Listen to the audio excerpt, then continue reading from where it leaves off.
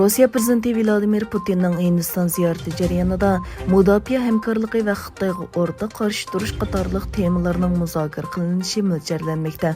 Modi bilan Putin 2014-yildan boshlab 19 qitim ko'rishgan bo'lib, mo'ljallanishicha bugun o'tkaziladigan boshliqlar yig'inida davlat mudofaa sanoati, texnika va savdo qatorliq kelishimlar, shundaqla ikki davlatning qurolli kuchlarining orqa saf ta'minoti qo'llash kelishimi imzolandi ekan. İsrailiya Tashqi axborot idorasi Mossadning boshlig'i David Barnea Washingtonga berib, Eronning yadro planiga oid eng yangi uchurlarni ta'minladi hamda Isroiliyaning Tehronga qaratgan jazosini kuchaytirish talabini yetkazdi.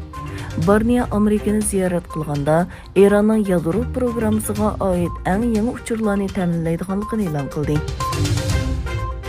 Amerika amaldorlari Rossiyaning Ukrainaga tajovuz qilishga tayyorlik qilayotganligini o'tirg'a qo'ygandan keyin Rossiyaning Washingtondagi bosh elchixonasi bayonot e'lon qildi.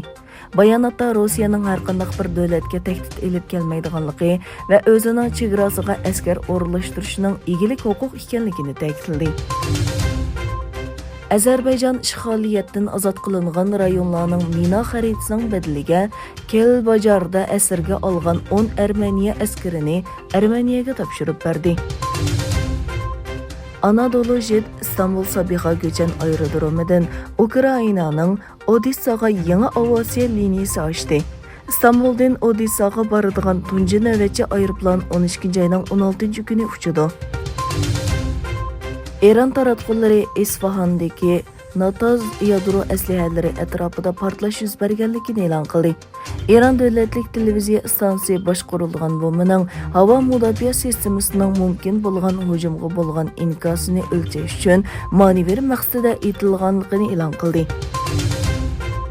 Milyonlagan Sharqi Turkiston musulmonlarini namoz o'qiganligi va ro'za tutganlik sababidan jazo lagerlariga qamgan Beijing hukumati endi assimilyatsiya siyosatini yoshirishga urinishning hojati yo'qligini oshkorladi.